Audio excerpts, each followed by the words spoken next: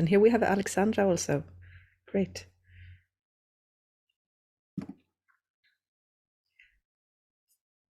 Welcome, Alexandra. Just so you, well, we'll see that you get here. Welcome, Alexandra. We are recording, just as you know. We are recording the screen. Welcome to the seminar. I'm just going to start my presentation. So. Great. Sorry, I'm late. My voice teacher took a bit more time. I know. Can be that. Yeah, no problem. So I guess I'm getting on with this, and we can talk more later on because we can have a discussion about both what I have been saying and where you are at in your work. So I'm going to talk about operatic immersion and interaction, which is the topic of my doctoral project and also my current research activities, because my artistic research is about finding ways of new meetings between artists and visitors. I am Hedvig. I had my doctoral degree this year in February. I defended my thesis, and now I am working as senior lecturer in chamber music and chamber opera at Mälardalen University in Västerås. And I am also appointed interim director for the Interarts Center at Lund University, which is the research center at the artistic faculty in Lund. But it's located in Malmö, actually. And besides that, I have my own little opera company doing one production a year with experimental work mostly. And I'm going to first talk a bit or a lot, and then I think we can have a small break, and then we can continue, and I can show some video clips and examples from the operas that I have been working with.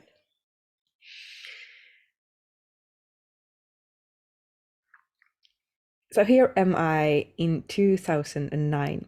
And this is the then Studio Teatern at the Opera College, now Hugo Teatern, as you recognize probably.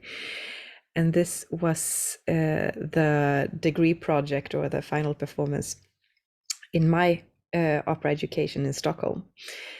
An opera called Nätverket with music by Sven David Sandström and a libretto by Claes Fellbom.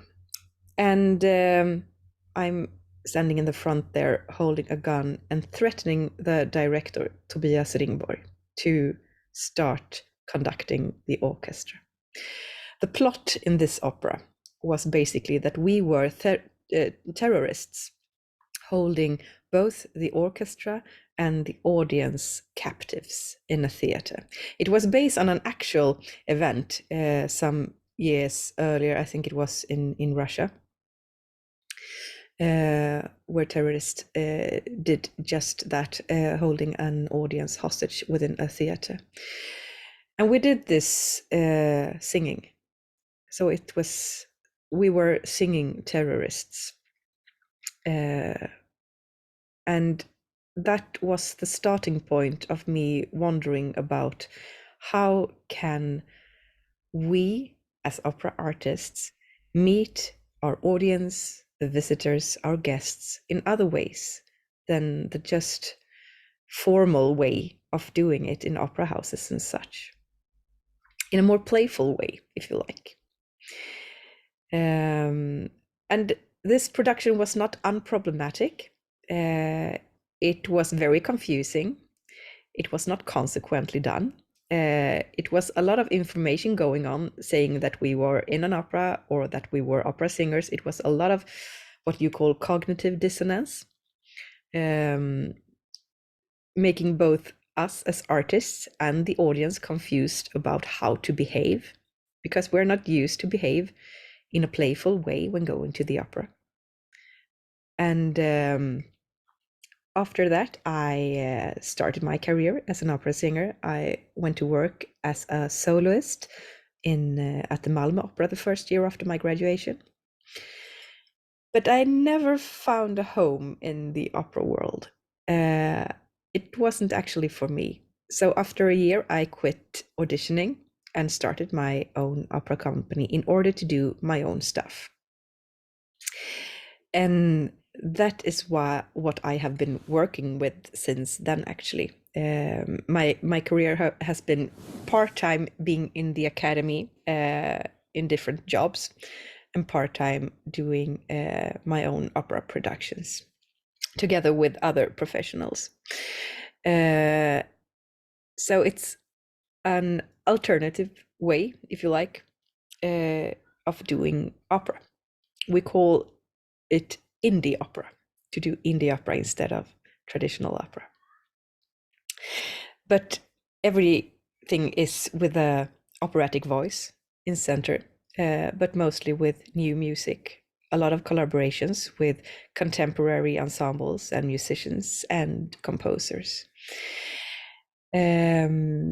Yeah, so that was me finishing my operatic education.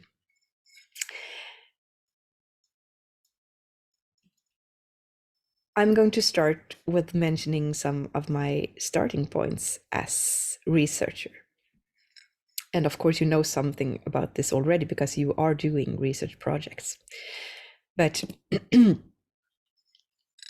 it's hard to describe artistic research and everything it can be. It can be so many things, of course. But for me, these points are quite vital. It's about questions emerging from artistic practices. It's we as artists who poses those questions. And those questions are relevant to us.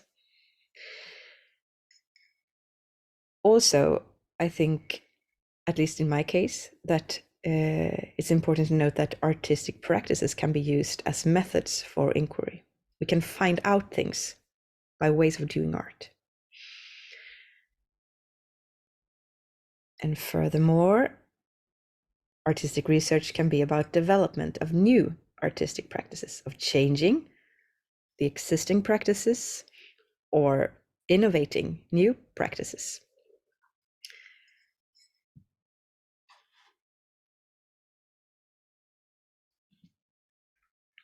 And artistic research, as you know, is always based on the researcher's own artistic practice. So in my case, I'm researching primarily as an opera singer, but actually I have also been engaged as a librettist, a director, and a dramaturge in those projects that I have researched in my project. So I have switched professional roles within the opera realm. And artistic research follows academic routines with transparent and documented processes, ethically responsible researchers, results, and conclusions in available publications. And in my case, I have written a book and I have done a multimedia exposition. Do you know about the platform Research Catalog? Do you use that? Yeah, good. So part of my work is presented there. Yeah. So my specialization, if you can call it that, within the field of artistic research, or my niche, is that I focus a lot of innovation and creative work. And I see operatic research as conceptual exploration. In my case, it's not about repertory deconstruction, which is quite common otherwise.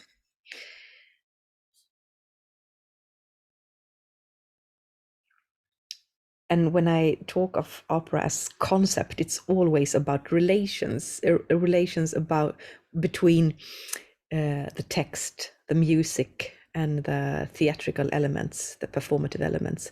It's always these three for me, and how they affect each other and how they must be adjusted to each other, because that is what opera is as practice for me. It's very much rooted in what I am doing as an opera singer, while of course you can also take a look at opera as a researcher from the other way around and see it as the total work from the audience perspective, but doing it as a performative achievement, a bodily work and so on, is very important to me. And I use the notion research through the art form opera. This is coined by Carl Unander Skarin and is found in his dissertation of how you can use opera to find new knowledge. And in more concrete terms, I see operatic art as a test for human cognition. Opera is not about making things easier. It's about making things harder. It's about challenging us as human beings, both as practitioners, as performers, and as audience. It's not a walk in the park. It's hard work. And it's quite interesting, I think, to contemplate about the word opera, which actually means labor. It's work, opera. And I also do interdisciplinary research. And interdisciplinary in this case means that I work with an exchange of methods and theories between opera and game design. So I apply theories, methods from game design on the operatic field. And I will talk more about this later on.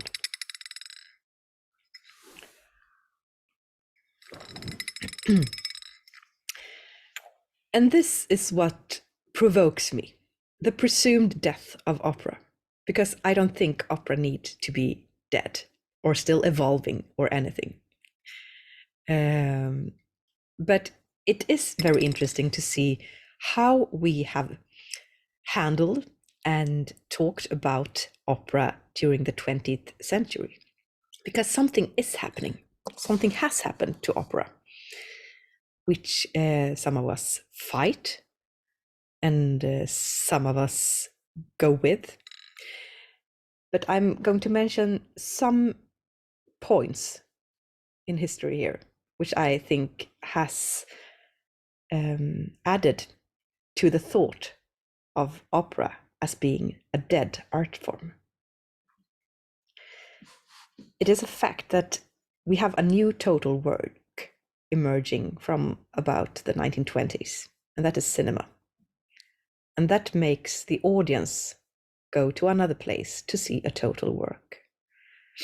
Actually, if you have read the philosopher Mladen Dolar in his book, The Second Death of Opera, he mentions a point in history as the actual death of opera, and that is the premiere of Turandot in 1926, I think,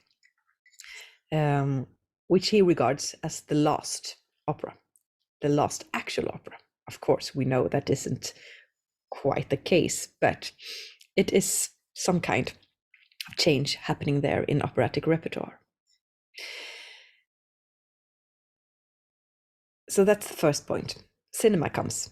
We have a new total work and a new way of experience that total work. We also have the recording industry. From now on, people start to listen to opera more than they go to the opera. You can take the opera music away from the scene. You can take the opera music with you home. It's not just in concerts, of course, but the recording industry makes music detached and detachable from the total work. And we get an increased focus on operatic music and not the total work. So that's also interesting to work with. From the 20th century, we have generalist composers. In the 19th century, we had opera composers doing opera after opera and perhaps maybe almost just operas during their whole career. But from now on, we have generalist composers making music, art music, and perhaps one opera during their career. And of course, that affects the repertoire. and the way that we work together. And have you heard about the notion director's opera? You also have a parallel in director's theater. And that is something that has been developing during the 20th century, with directors taking a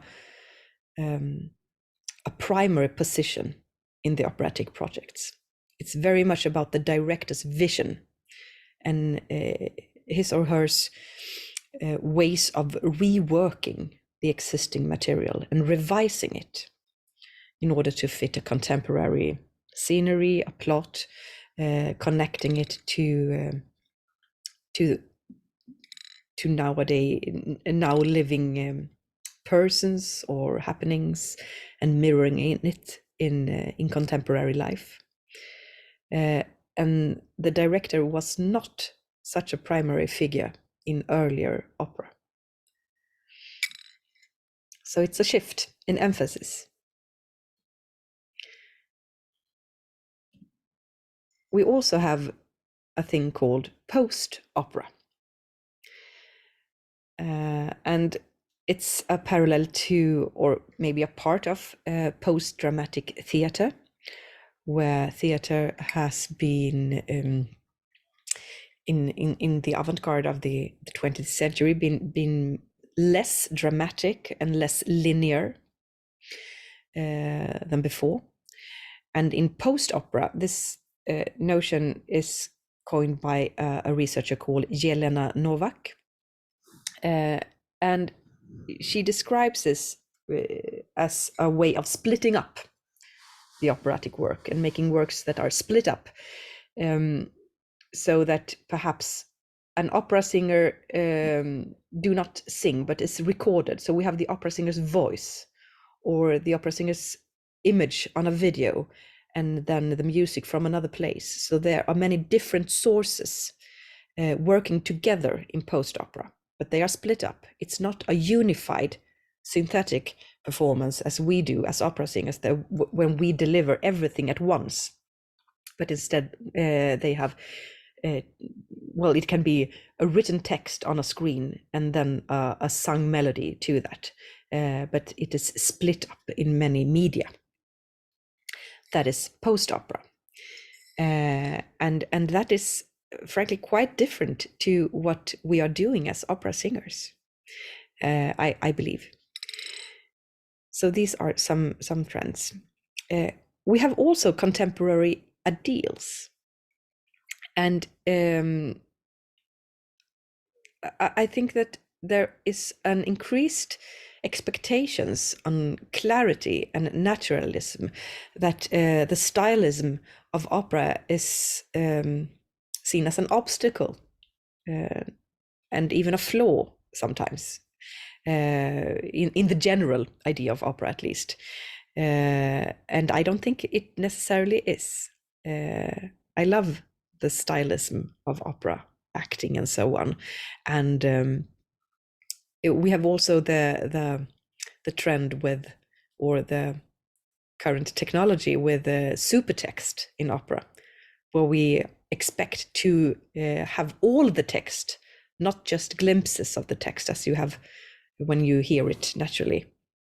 But there are more expectations on clarity and articulation now than there were before.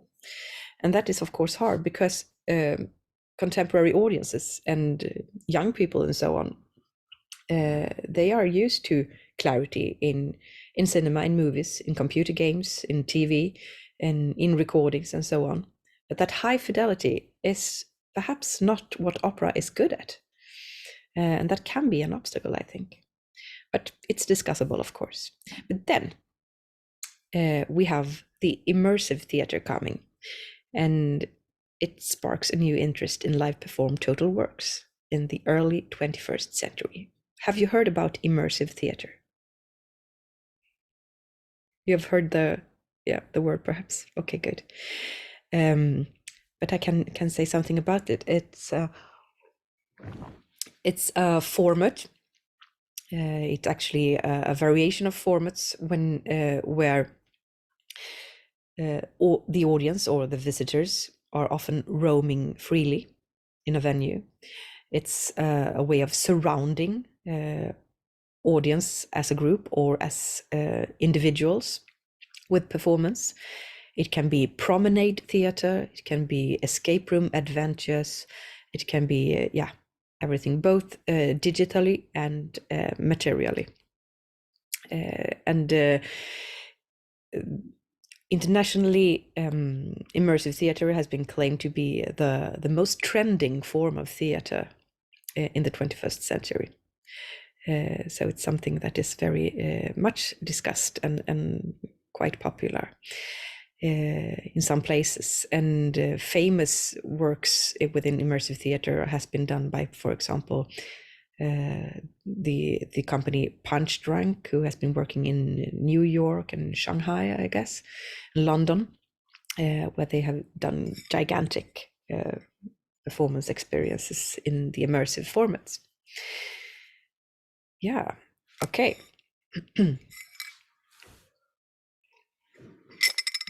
And from the immersive theater is where I got a lot of inspiration of doing immersive opera. So now on to my doctoral project.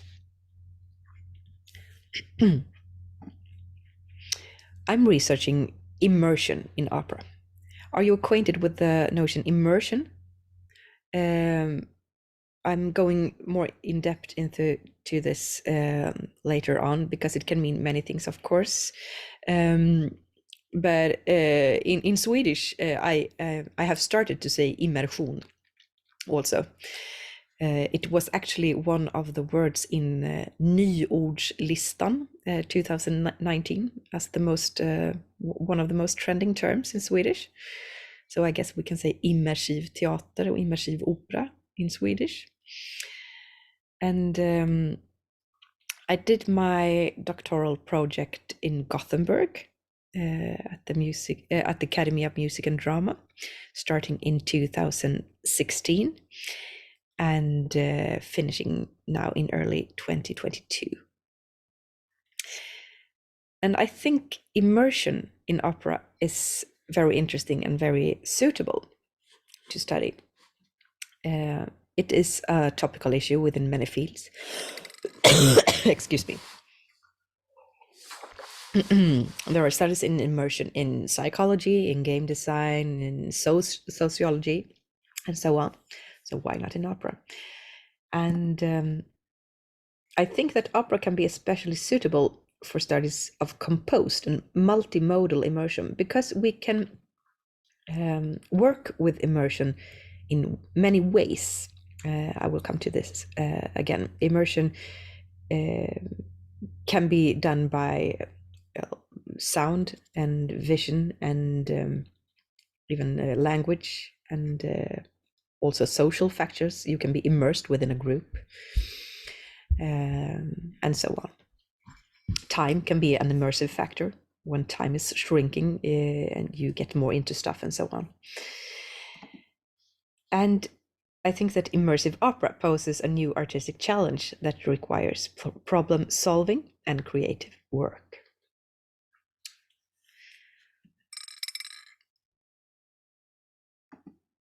So this is my dissertation. It's a printed book, but it is also available as PDF for free online. So you can find it there if you are interested and reading more. And as you see, it's there are also some dice, and that is because one of the results of my doctoral work was that I constructed a system for operatic immersion, which can be tested. It hasn't been fully tested, but it's testable, and you can use dice in order to work with that system.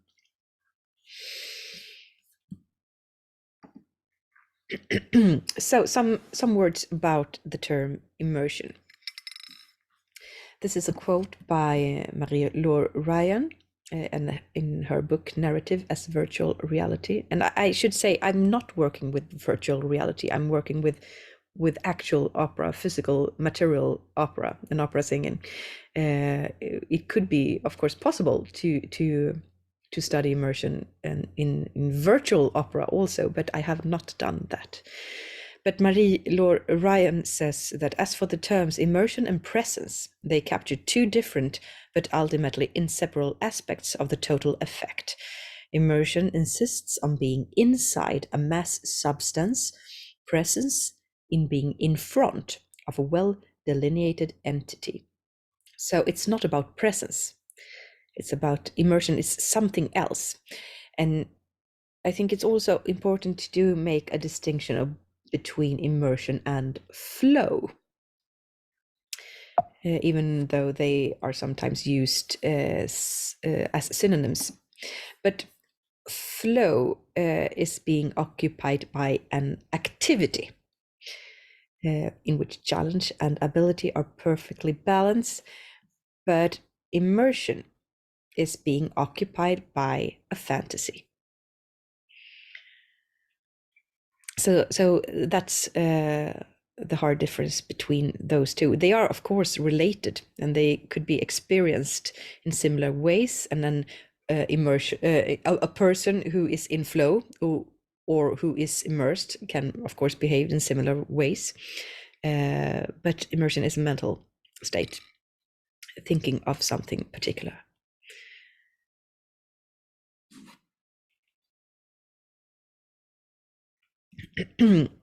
So I have a couple of research questions within the dissertation, but an overarching question for my project has been, how can the immersive situation that the opera singer is in also include the visitor? How can we open up operatic works, operatic experiences and performances, stagings and so on, to also include non-singing, non-artistically responsible visitors? Because, and of course, because you are opera singers, it's very different to be in an opera than being in the auditorium, I think.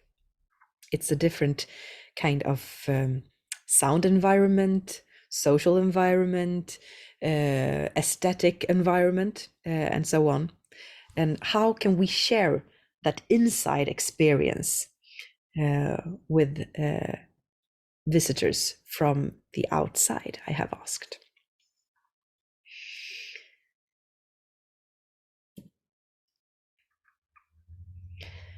So as I said before, I see opera as a cognitive challenge for human beings. And of course, we can talk of stage art in general as a cognitive exercise. This is a quote by sociologist Roger Caillois, who has informed a lot of my theoretical discussions in my dissertation. And he says, the fundamental question proves to be that of distinctions between what is real and imaginary, between wakefulness and sleep, between ignorance and knowledge. And I think that stage art can be an exercise for precisely that. It can pose challenges for fantasy. How can we go in and out from fantasy, and how can we make these distinctions between many things? Because for me, it's very much of having the audience in focus, and of course this is not new. It has been the relationship between artists and audiences has always been an important discussion.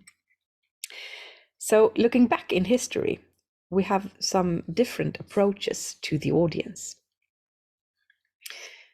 If we go back to medieval times and the mystery place of the Catholic Church, we have these performances where saints and martyrs were made public and required the audience affirmation. The church required that the public affirmed what they saw and wept and cried and laughed at what they were expected to affirm. So that's one way of having a relationship to the audience, expecting something from them. The fourth wall is actually a concept emerging with the Renaissance. From the Renaissance and on, and this is, of course, there are, of course, many other things happening during the way. This is just some points during history. The Renaissance fourth wall came with an expectation of the self-controlled audience, which of course was very different from the medieval mystery plays.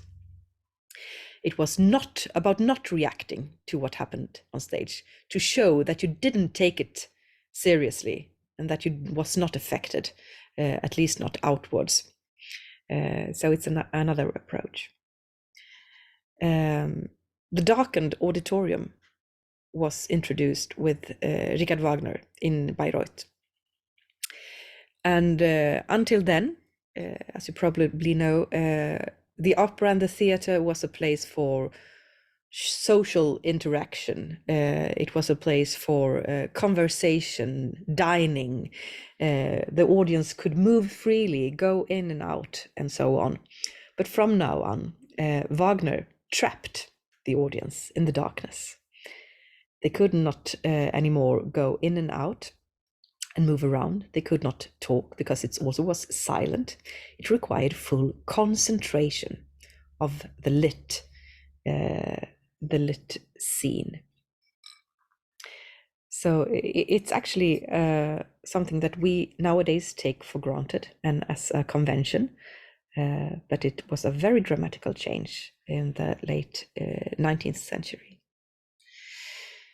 About the same time, Gustav Mahler introduced the formal concert etiquette in Vienna.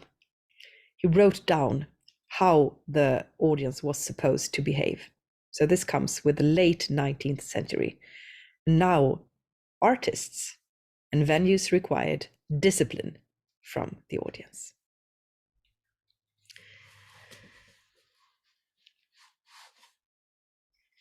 And in the 20th century, we have Bertolt Brecht's idea of alienation or Verfremdung, the distancing effect, where the fourth wall can be broken, where the audience is supposed to distance themselves from the fiction, to be critical, and not to be engaged or immersed. Actually, Brecht himself discussed the topic of immersion, and he's very critical of Wagner, the Wagnerian opera and theater. So that's also interesting. Yeah. And talking about Brecht, I would like to say something about the fourth wall and how it can be handled. Because this is about breaking out and breaking in of fiction, breaking out of fiction and breaking into fiction. And first, with Brecht's alienation Verfremdung effect, the actor is breaking the so-called fourth wall from the inside and out, generating a pressure on the public and the audience. But in immersive theater, immersive works, the visitor is breaking the fourth wall from the outside and in, and generating a pressure on the artwork, who has to handle what the visitor might do. So that's the opposite direction, actually.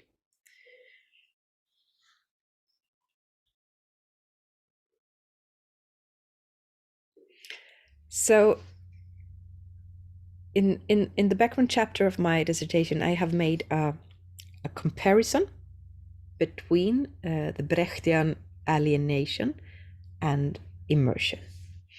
And in short, it is like this.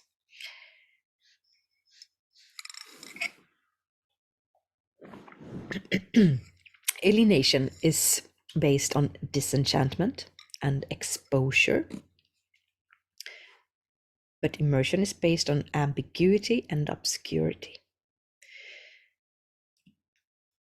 Alienation displays pedagogically or demonstratively what is false to the visitor. If you have seen some plays in Brechtian style, it can show props and gear and technical stuff, and the stage workers can walk across the scene, and it's about showing that this is just a play.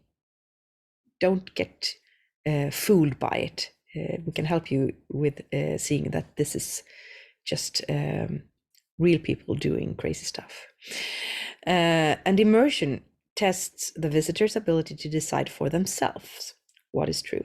It's the challenge. We pose a challenge, and you have to do that work yourself.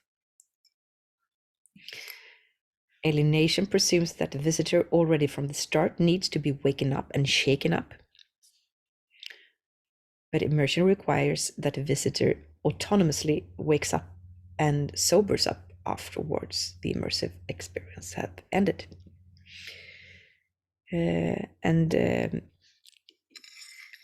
I write about this, and also Brecht himself writes something about this in his notes on the opera Rise and Fall of the City of Mahagoni. I think that text is from 1930 or something. So to sum up, before we take a break and then go into some more artistic stuff, the Immersive Opera Artists Challenge is about using the operatic toolbox to use what we can do as operatic artists to stimulate what I have found as 3 levels of fantasy. It's about sensations of fantasy, physical immersion, working with senses, producing stuff that leads and helps the fantasy through visual appearance, sound, and text, and so on. So sensations. And then we have the social immersion, the participation in fantasy, where you are immersed into a group, a social context, a rule system, and so on, which can also be part of or representing that fantasy.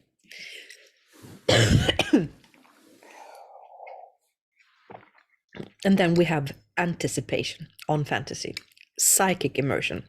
That is about stimulating fantasies of what you are going to find in a certain location, what is going to happen in a time plan, and so on. So you can spark fantasy from psychic factors. And the images you see here is in the first circle. It is old systems. It's actually Richard Wagner's system for his opera. It's a piece of Stanislavski's system, and also theater theorist Richard Schechner's system, the Fan. And inspired by that, I did my own system for immersive opera. I'm not going into depth with that, but it's a way of doing artistic research, I think, doing systems in the way previous generations have done systems also. So if we can take a break until 2 o'clock, and we can continue, and I will show you some films from the opera that was both results and trials within my doctoral projects. So see you at 2, if that's okay. Good.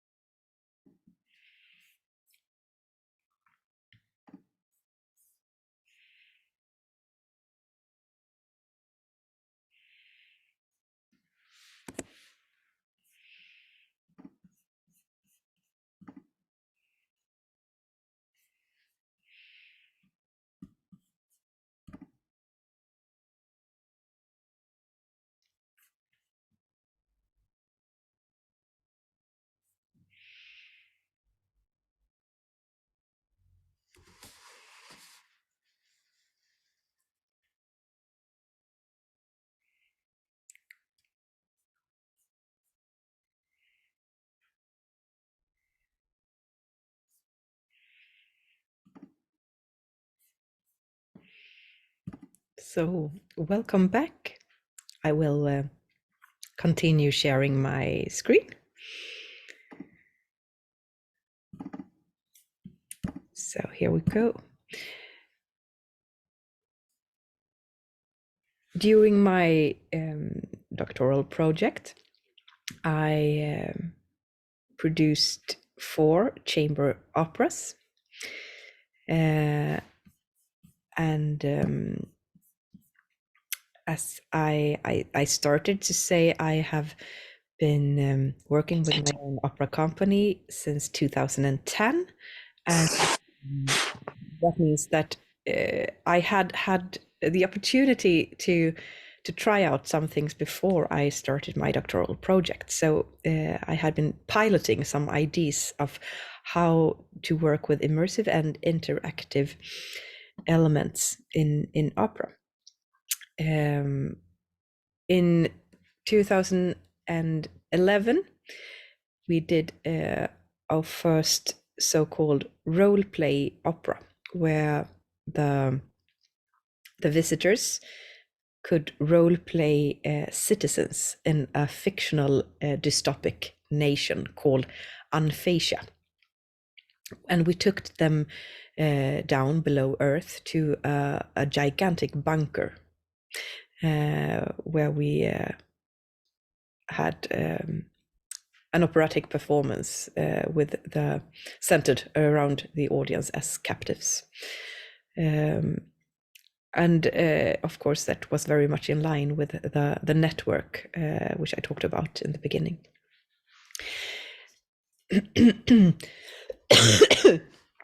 But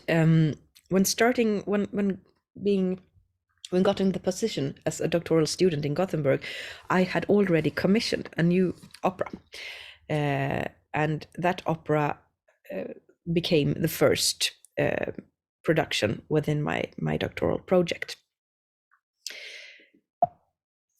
So it was called The Architect, or in Swedish Den Tilltalade, and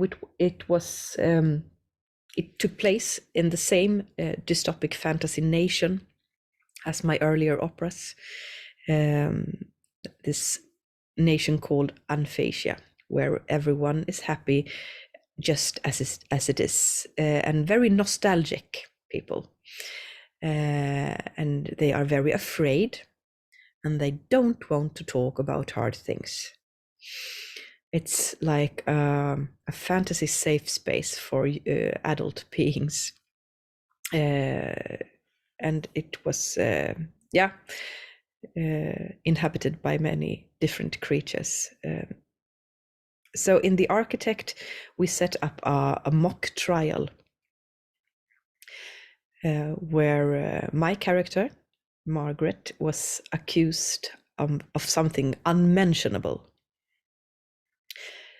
And the visitors participated in this mock trial, blaming poor Margaret for everything. But it was a libretto with alternative endings. The libretto was written by John Chinell, who is an ensemble member of Operation Opera, and the music by Mattias Petersson. And John wrote a libretto where the main characters, Johan and Margrethe, could be liberated from this strange nation, or condition, if you like, by the visitors. So if at a certain point in the event, if Johan had gotten a message that the visitors could find in the venue, if they had delivered that to Johan and he had read it and understood it in time, then he could signal to the musicians, the instrumentalists, to switch track in the libretto and play a different ending. So that's a way of working in a more flexible way. We had a good ending and a bad ending in the opera. And this has been done before. I don't know if you know about the musical The Story of Drood from the 1980s, which is conceptualized with a stop before it ends, where the audience can vote of what each character is supposed to be and do. So the audience gets to be, they get to communally direct the ending in some way or the other. So that's a source of inspiration. But in this opera, we often work with live electronics and classical voices together. And the purpose of doing that is, of course, you like to work with your friends and people who plays interesting stuff. But also it's a quite effective way of making an immersive musical environment. It shuts out sounds quite effectively, and it embeds the whole venue in sound.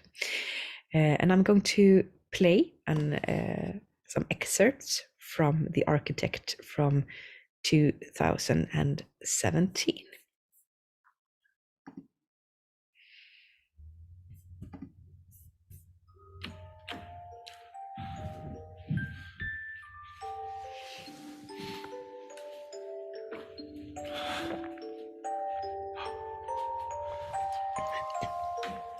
Följ med bara. Det finns inga hemligheter här. Oj. Här, ja.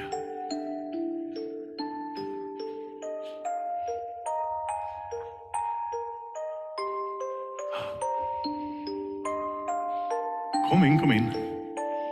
Ja.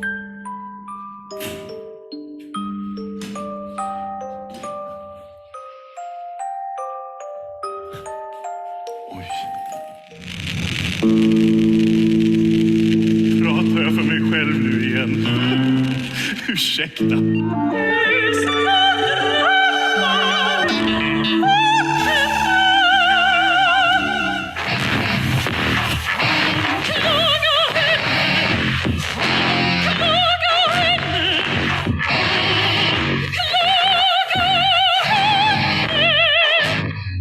Här framträder som en skugga runt invid alla Shiva.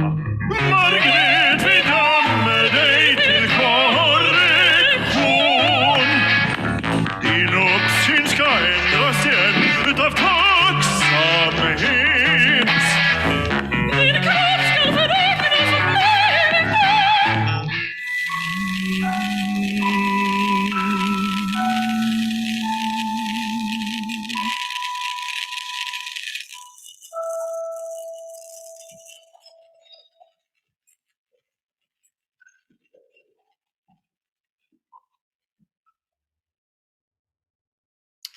Yeah, and after this production, I made both a survey among the visitors, a survey among the artists, and some interviews with random visitors also, in order to ask them how they experienced this opera.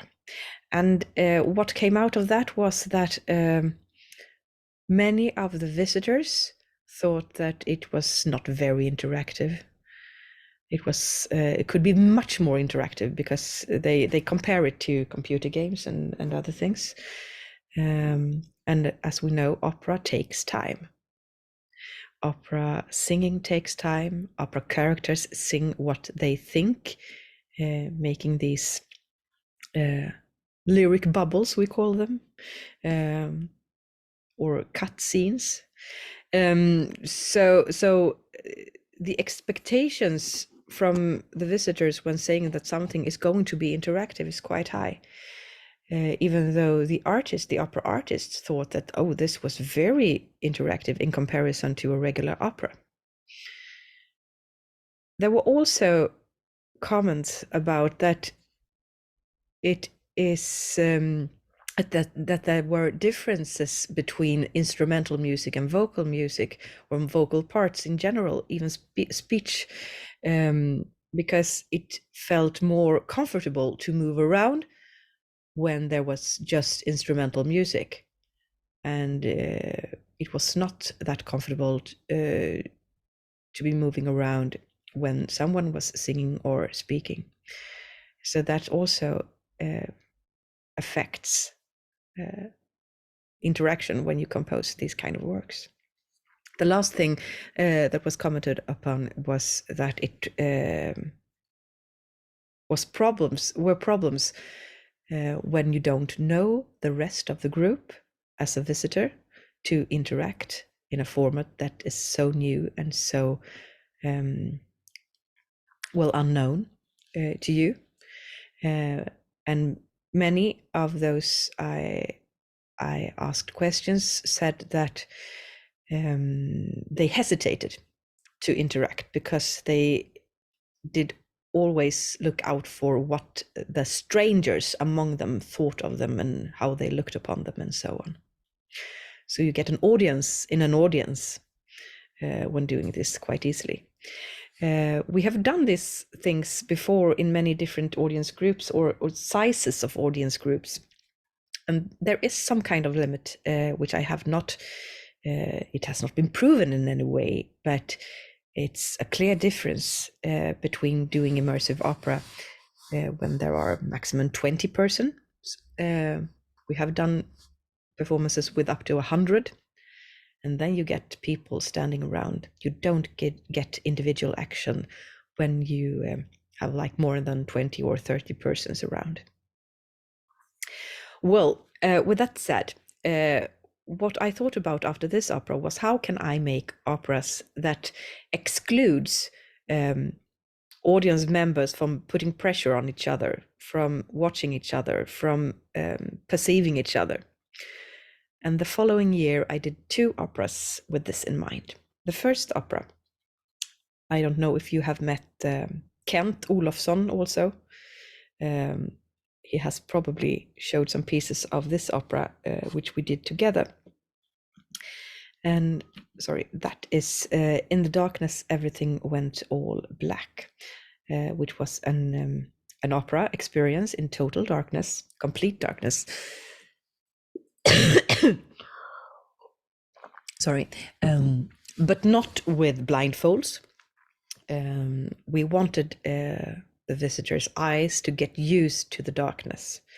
And then we worked with immersive sound.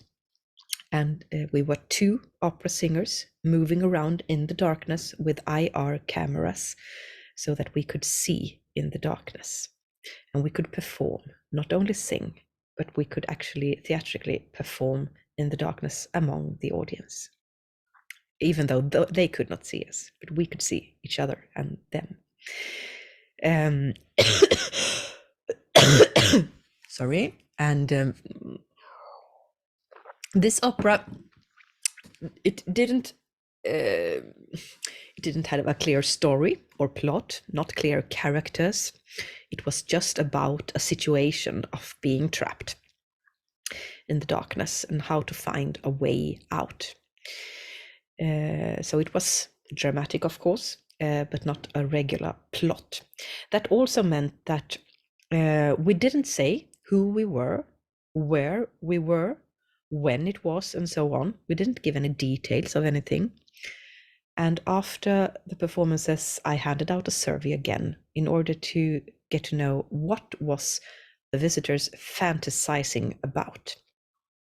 And that was very interesting because they fantasized of some particular themes, of course, but some filled it with many details themselves. They were immersed in fantasy, even though we didn't share a fantasy. So, yeah, this is an excerpt of In the Darkness, Everything Went Black, which we played in many places, actually. We played it in Gothenburg, in Malmö, in Reykjavik, and in Halmstad, and so on. So we played it a lot. It's a favorite. So here is everything, In the Darkness, Everything Went All Black.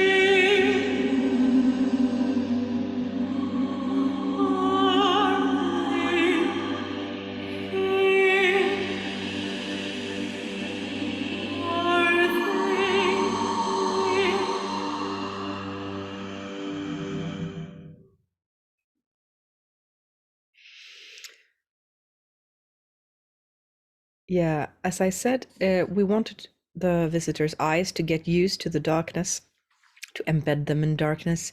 And we did that for 45 minutes. They went into a dark room with lights on the floor, like in an airplane, you know, guiding them to their seats. And then we shut the light altogether.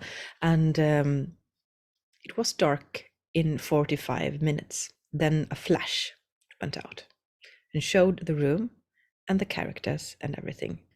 That didn't affect their fantasy a lot because their fantasies had already been established. So it's about that. It's about going into a fantasy very much. Okay, so the same year I did also another opera, emerging from the same problem of visitors feeling exposed to other visitors. And the next opera, sorry, there it is. It's Reich of Raun. It is what we call a micro opera.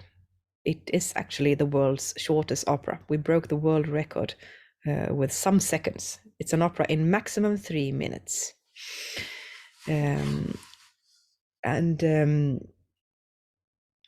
It's as I said, yes, in 3 minutes. It's set up in a tent of 3 square meters. It's a situation where you, as a visitor, meets a single opera singer, in this case me, playing the sea goddess Ran in Norse mythology. And it's once more with the electronic music, and you have gotten a mission. At the entrance, the visitor has met a fisher's wife sitting on the beach with her cats, and she cannot get fish for herself and her cats. So she asks you to go to the sea and beg the sea goddess for fish. But in order to do that, you have to provide the sea goddess with a gift. And at the entrance, you can choose a random bag, like a goodie bag, with items. And all bags included candy. Some of them included a sock, and some of them included a silvery spoon or a fork. And if you know the story about the sea goddess, you know what she likes. So this is once more an opera with alternative endings, quite many actually. And there are points in the opera where you can go game over and be and you have to go out without having succeeded. So we wrote this opera. I wrote the libretto, and Matthias Pettersson wrote the music, and he also played the live electronics. There are 3 alternative endings with different reactions from the sea goddess, depending on what the visitor says and does, and what gift he or she provides the sea goddess with. We also write different lines, one in head voice and one in chest voice and one spoken, that could be repeated if the visitors didn't react or respond. And I wrote the text in some kind of gibberish language, a mixed up language, mixing Swedish, Icelandic, German, English, and everything, just in order to show that linguistic clarity is not necessary for functioning interaction. You get the intention no matter what.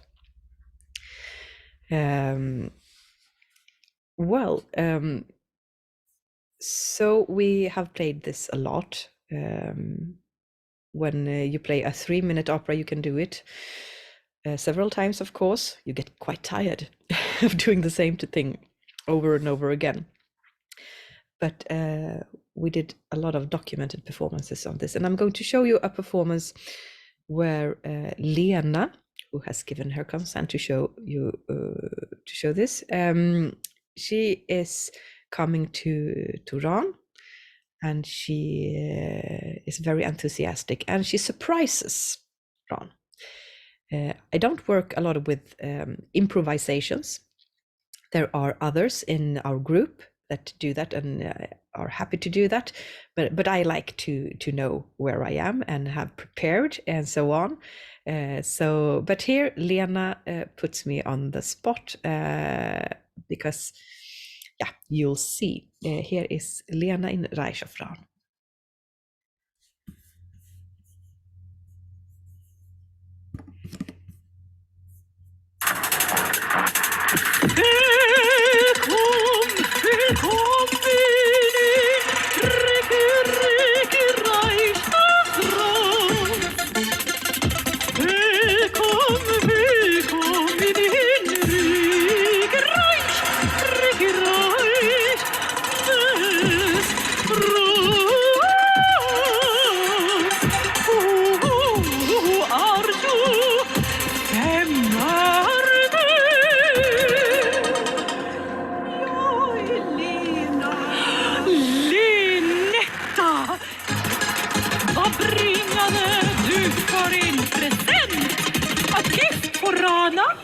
Jag har en mycket glittrig och silvrig och fin present till dig.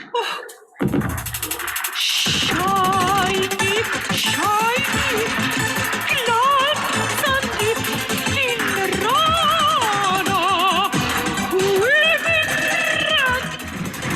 No, ingen fisch då kan. Kom, bevor du draken drauf. Silver.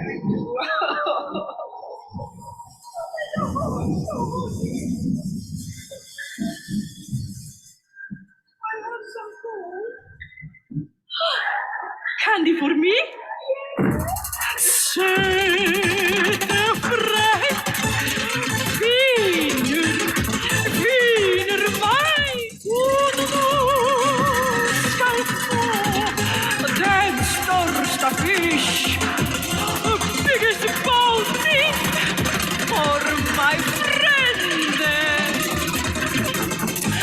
Varsågod,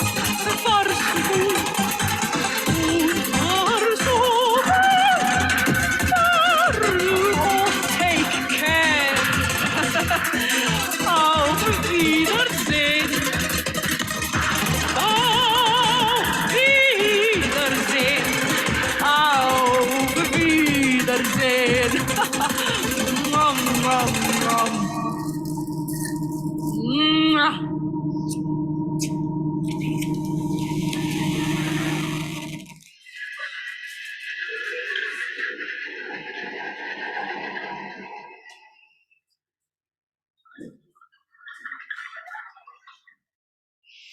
Yeah, she's so sweet. And we often get the question, do you have to sing? Do I have to sing if I am participating in your opera? And of course you don't have to. But there are sometimes visitors who want to sing, as Lena did. And we are of course very happy about that. Yeah, so the fourth opera within my PhD project was Kronos Bank of Memories. And this was quite an extensive opera with many alternatives and different options in the plot. We call this a puzzle opera because we split up information, scenes, acts, even media files, and we had some pieces of the opera online, and we hid a printed fairy tale that you can find if you snook around in the opera on location.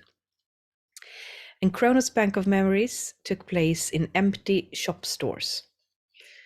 It was conceptualized to fit in those empty venues you can see in Swedish small towns. We did a first trial in the autumn of 2019, where we played one act for the public in Halmstad in an empty shop store, and it was a drop-in format. People could just drop in from the street, and we started playing music and so on as soon as someone came in. And in Kronos Bank of Memories, you can pawn your memories and get time in exchange. So we had people coming in, writing down a memory they wanted to get rid of, and they got bags with sand for their hourglass. So it was a quite nice interactive concept. At the same time, there were things going on between the people inhabiting the bank. The characters had quite some messy relations that you could read about in the fairy tale, and you could overlook or overhear when they were quarreling and expressing their emotions and so on. So the first one act was performed in 2019, and then we plan to make the whole opera in 2020. We all know what happened in 2020. So we had to shut down the memory bank in the spring of 2020, and it wasn't until my doctoral project was finished that the Kronos opera was performed completely. So in my research catalog exposition, there are examples. There are at least one example of how it looked in 2019. Then we had a break. Some ensemble members had to leave for other jobs, and we had to take in new ones and so on, which was a challenge.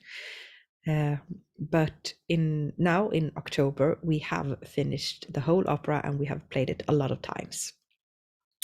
And I'm very happy about that. So in my dissertation, it is kind of a cliffhanger, what happened to Kronos Bank of Memories. It was conceptualized, but not completely performed. But now it is.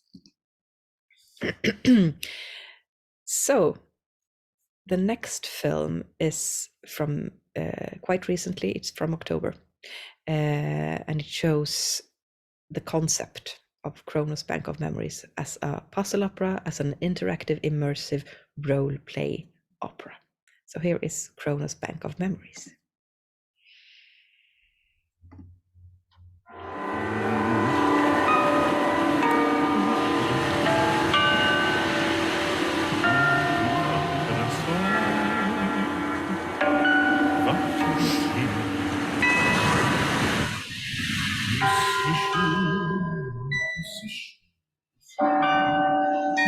Stringfot och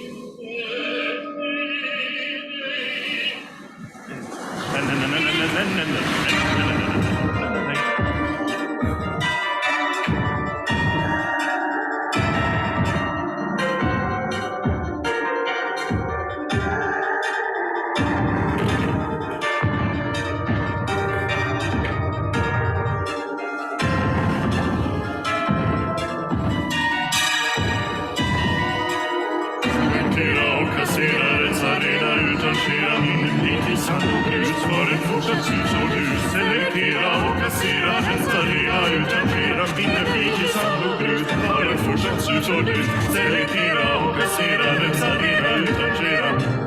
Vinner flik i sand och grus. Har ett fortsatt sus och dus. Selektera och kassera, restaurera, utrangera. Vinner flik i sand och grus. Har ett fortsatt sus och dus. Selektera och kassera, restaurera, utrangera. Vinner flik i sand och grus. Har ett fortsatt sus och dus. Selektera och kassera, restaurera, utrangera. Vinner flik i sand och grus. Har ett litet sus och dus. Har ett fortsatt sus och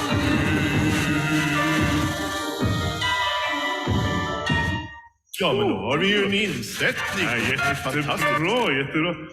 Då får du följa med. Du följer med. Oh, den där kan vi inte ha där. Nu håller du. En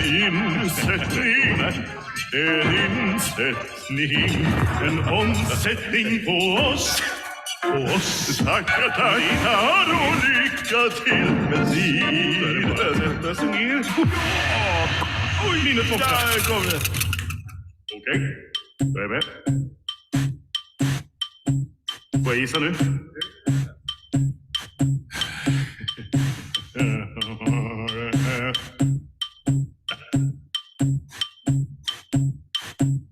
Nej!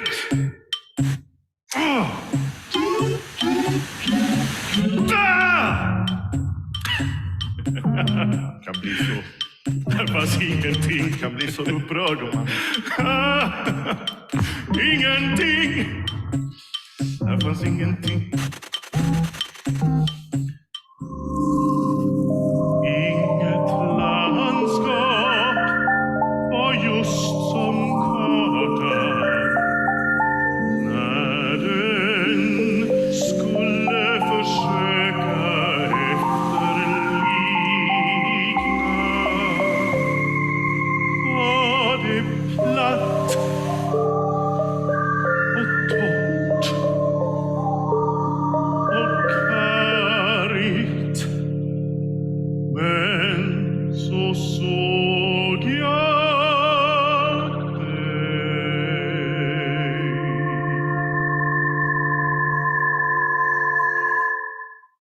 Jag stannar där jag är. I mitt hjärta flyter havet. Jag stannar där jag är. Här är centrum, här är navet. Jag stannar där jag är. I mitt hjärta flyter havet. Jag stannar där jag är. Här är centrum, här är navet.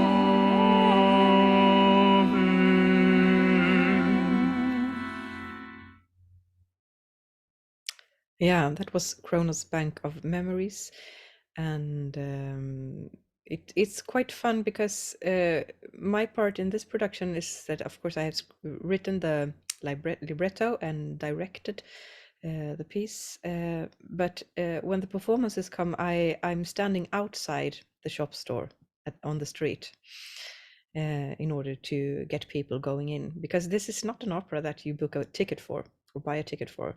People don't do that because they don't know what this kind of thing is. Actually, we have tried that, so you have to tell them on the spot, could you please come into this, try this. And it's very fun when you have like kids or teenagers coming up to you and wondering what is this kind of spooky thing you are doing, because it looks very mysterious from the outside. And I tell them, well, this is a pawn shop for memories, en pantbank för minnen. And they, what? Yeah, it's a lot of mysterious things going on there. And do you dare to go in there? And if you say, do you dare? Everyone does. So of course they dare to go in there. They are not cowards. Kids, adults are, not kids. So they come in, one or two, take a look, and they find this very, very strange. And they try to do a mission, and they try to interact with the people in the bank. and then they run out. Sometimes they are scared and shaken up, but they go and get their friends. And after a while, there are 10 more youths coming into the memory bank and playing around with the opera. So that's quite wonderful, actually. So it's a way of doing opera for other target groups, I guess. Actually, the usual opera audience does not often like what we are doing. We have people who has been quite skeptical, who has just stand up and left the venue and say, no, this is not opera, not a chance. But that's okay, I guess. There are a lot of operas, a lot of kind of operas, and I love that there are a lot of kind of operas in opera houses, in strange venues, by small opera companies, and so on. I think that's very enriching. So that was the operas in my doctoral project. But I'm continuing to doing research because I have become quite hooked on doing research and exploring what opera can be. So what I have been doing after my doctoral work at Mälardalen University is a prototype for a new opera. But before that, I'm going to list some issues that I think is interesting to research in the future. So future areas of investigation, I think, is the cognitive load in immersive and interactive opera. How much things can we keep in our heads and our bodies as opera singers? How much can we memorize? How much can we, how complex things can we add to our already existing practice? But also, how much can we expect of the visitors in opera that requires interaction? It's also about training for opera singers in immersive and interactive opera. It's partly the same thing as we do in all operas, of course, but it also requires a lot of own work related to the role-playing factors and so on. So that would be an area of investigation. How can we train ourselves and others for this kind of opera? It's also about compositional opportunities through operatic immersion. How can we look on composition not only as a musical practice, but a multisensory practice? The multisensory composition is very interesting, I think. And I would like to try to do adaptations of existing operas into the immersive format. What would it be like to do an immersive kind of Carmen or Zauberflöte or well, whatever, Turandot. And what would be the visitor's position in that kind of work if we adjust existing operas to the immersive formats? That's on my list. But what I have been doing this autumn is a prototype called the Oracle. The Oracle is a one-to-one micro opera again, just as the Reich of Ran, where the visitor meets the oracle. And as you probably know, the Oracle of Delphi told the fortune or the future of when asked by visitors. The twist on this one is that this oracle is not connected to the heavens and the gods. This oracle is connected to the digital realm. And that means that the answer is provided by artificial intelligence. So what's happening here is that the visitor can ask a question, write it into a prompt, and that question generates a customized libretto for each visitor. and I sing that libretto to pre-existing music like a karaoke singing. So the visitors cannot see the text, but I see the text, and I deliver a prophecy or a fortune telling that is customized with the visitor's name and the visitor's questions and so on.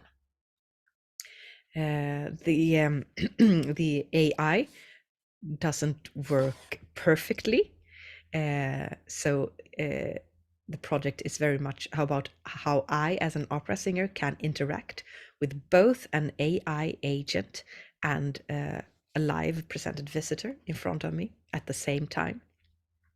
Because the text is sometimes spot on and perfect and everything, but sometimes it's incomplete and it's not working correctly and so on. And then I have to fix it, edit it, and adjust it on the spot. And I'm going to finish by showing a clip from our playtesting event. This is a project that I'm doing from the Mälardalen University, but in collaboration with 2 other researchers at Kristianstad University, and we have playtested this at Skövde University, where they have their play lab for playtesting events, where art can meet game design. So we are going to take a look on a visitor who has asked the oracle a question.